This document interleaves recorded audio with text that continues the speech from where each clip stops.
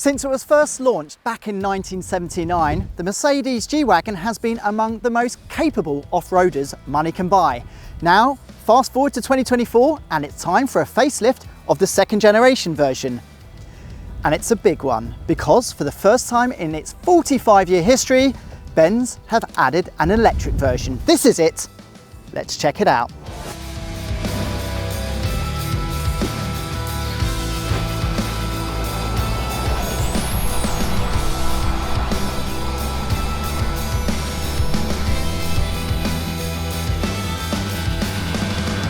So the job today is, well, pretty simple. We basically have to find out if Benz's big gamble on its off-road credibility has paid off with the electric version because, well, if it's not as good as the petrol or diesel, well, it's not worthy of the G-Wagen name.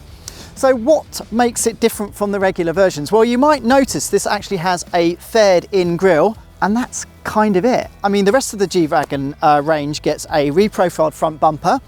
It gets tweaked A-pillars here for less wind noise, and if you just look at the top here, there's also a spoiler, again to increase, or let's say decrease, the wind resistance for better range.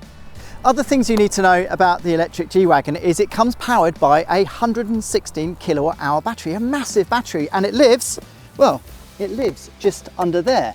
And it's basically sandwiched in the regular car's ladder frame chassis, and it is actually a stressed member as well to save weight, but who am I kidding? This car is seriously heavy. This tips the scale at well over 3 tons.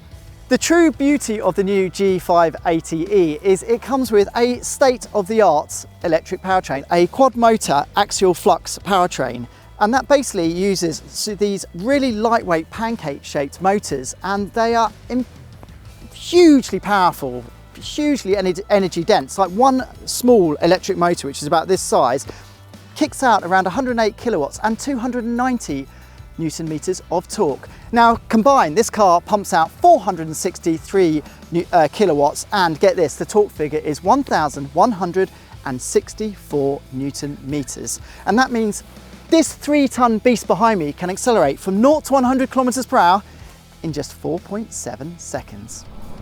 But of course, it is not about straight line speed with this thing. This thing has to go, well, as far off-road as the petrol and diesel. And to enable that, well, it's got some pretty nifty tech. Now remember, it's got 2 motors mounted on the front axle and 2 motors mounted on the back. And Mercedes-Benz hasn't been tempted to add a mechanical linkage between the two. No, it hasn't done that. So it's virtual all-wheel drive. But what it has done is it's, well, introduced a 2-speed gearbox, and the lower speed acts like a low ratio gearbox, and then there's a high ratio gearbox. So this thing really can crawl up and down mountains, but that's not the party piece. The party piece is something called a G-turn. So this thing can basically do a tank turn, and you'll probably see some footage now of it spinning on a dime. It is ultra cool and totally irresponsible to use on a road, so you'd have to find some paddock that your friend owns to do that sort of tricks. But the other thing that boosts agility is it also sort of perfects a handbrake turn as well, so it locks 2 wheels and then pivots to go around a corner. So basically the G-Wagen is compensating for its lack of rear wheel steer. So more nifty off-road tech involves, well, a huge carbon fibre composite plate that lives just under the battery. Benz says it can take the weight of 4 3-ton G-Wagons on the surface area of like a small bottle. So that's how strong it is, and so far, in the 4 years it's taken to develop the car, they haven't broken one. So that is the task for you owners out there. You've got to go out and try and break this thing, because this thing is seriously capable off-road. This thing can wade water up to 850 millimeters. So you can go way over the height of the battery, that's waterproof, don't worry about that, and way over the motors too. This thing can exceed the 700 millimeters the regular G63 can wade through.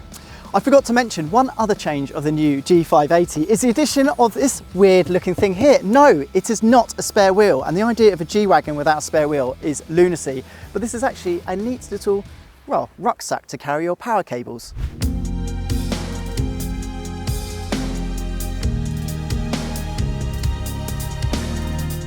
Behind the wheel of the G580e, well, it very much feels like a G-Wagon, as you would expect. You have this really high elevated driving position. You have these really nice twin 12.3-inch screens that look like they're lifted from the latest E-Class. If you were deaf, you'd think you'd be driving any other petrol or diesel, but of course you're not, because the electric version is just well, silent, refined, really, really quite enjoyable. And it offers just plenty of thrust when you need it. Now, Mercedes have also engineered a sort of piped-in soundtrack, but it's so, well, unobtrusive that you don't find yourself ever wishing to switch it off. It's actually quite nice. It actually adds to what's going on. As part of the updates, Benz has also added a off-road cockpit, and it's basically a switch down here, and it's really, really simple, intuitive tech. Now, on the open road, the G580E, well, it definitely feels its weight. Now, there's quite a lot of grip, but there's also quite a bit of body roll that isn't on the G63 thanks to its trick suspension. There's also, well, an unfortunate thing that happens if you push on too hard. Basically, yeah, you just run out of grip. This thing wants to push on, and that's because, remember, this thing weighs over 3 tons. Now, another disadvantage over this car, over something like the G63, is, well, you cannot tow in this car at all. There's no way you could even fit a tow bar. Instead, Benz engineers, well, they favoured increasing the payload to, well, as high as they could, but it's still a disappointing sounding 420 kilos. But they say that's enough for 5 passengers and their luggage. Off-road, this car is absolutely incredible. But the thing is, behind the wheel, it's just so effortless and calm and quite enjoyable because, well, you hear more of what's going on behind, whether you're wading through a lake or just, well, scrabbling over rocks. It's an interesting experience. Mercedes-Benz says this car has a WLTP range of around 473 kilometers, which isn't actually too bad considering the size and weight and the fact that it's pretty blocky when it comes to aerodynamics. But the funny thing is off-road, this car is far more efficient compared to something like the G63. So I don't know if you know or not, but every single G-Wagen since 1979 has had to climb the Schokl Mountains near Austria. And this car, on one charge, can do it 14 times, which equates to about a day and a half of serious off-road driving. The G63, that can only manage half a day. That's insane. So that shows you how efficient electric powertrains can be in the mud. But would you take it off-road? I mean, that is the question, isn't it? You've really got to plan where your infrastructure is, where you can get a charge. But who are we kidding? Most G-Wagons, well, they live in a city, don't they? They're for posers who all like to show the world that they have the option of going off-road and going on a huge adventure, but they probably never will. If Mercedes hadn't just updated the G63, we'd probably say the G580E is the one to buy. But you know what?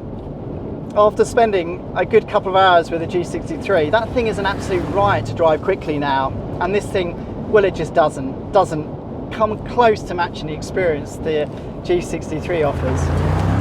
So we'll have to actually leave it to you guys to decide which is better, electric or twin turbo V8. I think in Australia, I already know the answer. So what can we say after a day behind the wheel of the new G580E? Well, the first thing is, have no doubts about this car's off-road capability. This thing can go as far as any G63, and at the same time, it does it effortlessly. This is such a simple and easy car to drive, even on some terrifying terrain.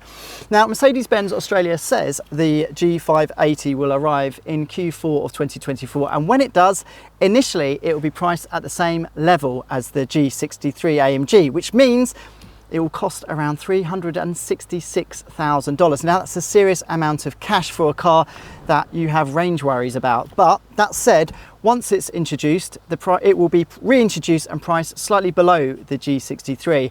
And at that money, we think, well, it's well worth a look in. I mean, for those people who live in a city, and let's face it, this is where most G-Wagons live, I think this might be, for many, a better car.